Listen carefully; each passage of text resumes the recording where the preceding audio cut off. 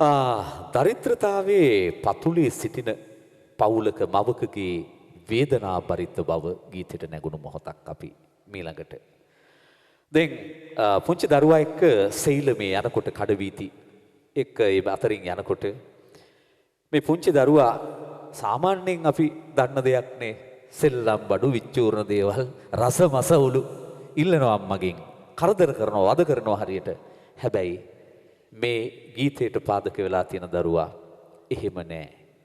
ඔහු අර යානා පිනිපෙනි ඒ සෙල්ලම් බඩු දැක දැක ඔහු ගමන් කරනවා. ඔහු දන්නවා අම්මගේ දරිද්‍රතාවය.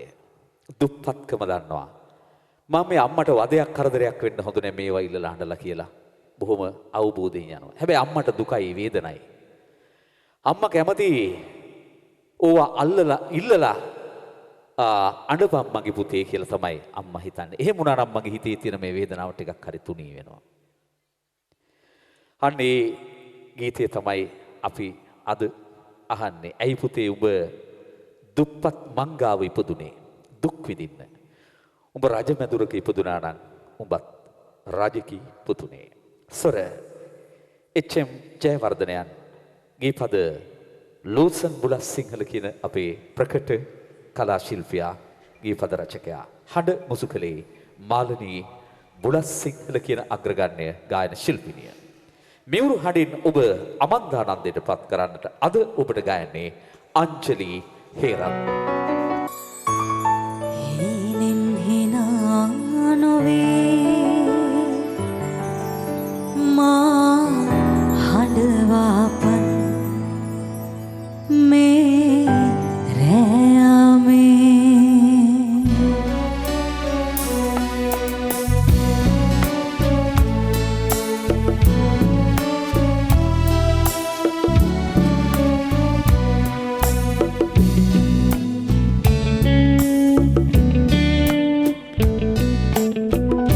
රජමැදුරක ඉපදී සිටියානම් නොබත් රජකී පුතුනේ